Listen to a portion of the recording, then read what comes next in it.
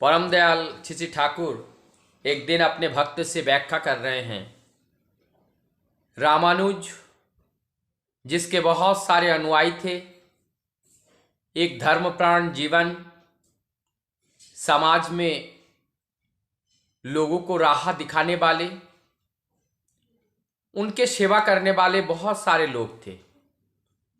तथाकथित समाज में ब्राह्मण, क्षत्रिय, शूद्र, वैश्य बहुत लोग थे। उसमें से एक दाम्पत्य सेवक उनके लिए हरदम कार्य में लगे रहते थे।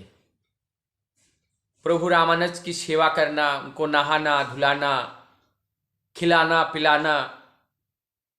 वो जो शूद्र सेवक थे वो वर्ण में शूद्र थे और वो शूद्र सेवक सारा कार्य प्रभु का करते थे। यही सब कार्य देख करके और प्रभु बड़े खुश रहते थे उनसे। उन लोगों का हाथ का भोजन प्रभु ग्रहण करते थे। सब कुछ उनके सेवा के लिए वही शूद्र दाम्पत्य ही प्रभु रामानुज की सेवा करते थे। एक दिन एक ब्राह्मण वो इस दृश्य को देखकर वो रह नहीं पाए। वो एक दिन बोल पड़े, गुरुजी आपके इतने शिष्य हैं, ब्राह्मण, क्षत्रिय, शूद्र, वैश्य, और इतने अच्छे ज्ञानी गुणी ब्राह्मण भी आपके पास है, फिर भी आप एक शूद्र दाम्पत्य से आप सारी सेवा लेते हैं, उनसे कराते हैं, आप कुछ नहीं कहते हैं, आप नाराज नहीं होते हैं, आप उनके हाथ का दिया हुआ सब कुछ खाते हैं। तो गुरुजी रामानुज जी अपने उस शिष्य को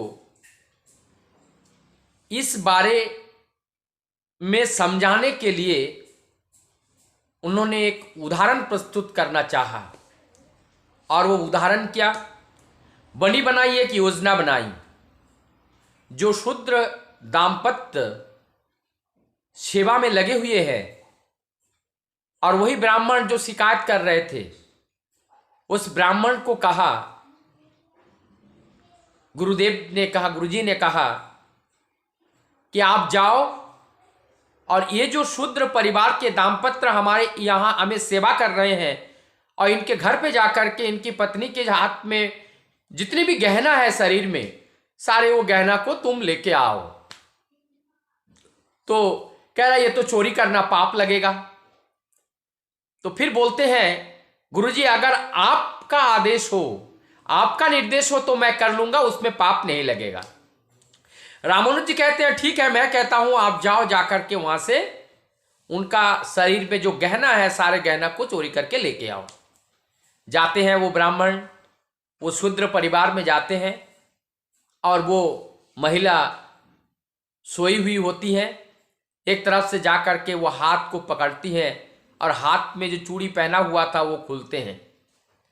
और जैसे वो चूड़ी खुलते हैं, एक हाथ का चूड़ी जब खुल गया, वो महिला ने वो दूसरी हाथ बढ़ा दिए और दूसरे हाथ का भी चूड़ी उन्होंने खोल लिया और एक हाथ का एक चूड़ी उसमें और रह गया।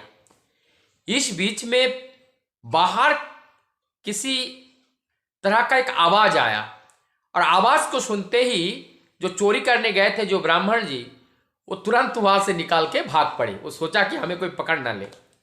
और इधर जो महिला, जो माता, वो माता ने क्या किया, वो दौड़ी उनके पीछे पीछे। तो जो चोर जो ब्राह्मण है वो सोच रहे हैं कि हमें पकड़ने के लिए दौड़ रहे हैं, लेकिन वो माता जो थी वो बुला रहे थे कि आओ आओ, इधर आओ, इधर आओ, सुनो सुनो सुनो। वो सोच रहे हैं हमें पकड़ लेंगे। उनका कहना यह था कि आप आए, आकर के इतना मेहनत करके हमारे हाथ से आप एक कंगन आप खोले, ना जाने आपका कितनी जरूरत थी, हमसे भी ज्यादा जरूरत हो सकते हैं आपको ही थी, और आप किसी भी कारणवश हमारी कोई गलती ऐसा होगा जिस गलती के वजह से आपने हमारी कंगन को लेकर नहीं जा पाई, तो मैं ये कंगन आपको देता हूं, आप ले जाओ। ऐसे कह करके वो जोर जोर से आवाज लगा रही है, लेकिन वो जो ब्राह्मण वो दौड़ते हुए वो चले गए। वो सोचा कि हमें पकड़ लेगा तो वो पिटाई करेगा। ये सारी बातें उन्होंने सुना, आकर के उन्होंने गुरुदेव से बताया। फिर गुरुदेव जी ने एक दूसरे किसी व्यक्ति से कहा, वो जो ब्राह्मण उस माँ का गहना चोरी करने गए थे, उस ब्राह्मण की धोती चोरी करने के लिए गुरुदेव जी ने एक दूसरे लोग को, एक थर्ड पर्सन को भेजा, और उन्होंने चोरी करने आए उस ब्राह्मण की धोती को, और धोती को जैसे चोरी करने आए और उन्होंने उसको पकड़ लिया और पकड़ के उनको बहुत पिटाई किया। ये बात जब रामानुज जी के पास गए तो रामानुज जी वहां पे दोनों, वो जो शूद्र परिवार दाम्पत्य जो उनके सेवा करते थे उनको भी बुलाए, और इधर वो ब्राह्मण को भी बुलाए।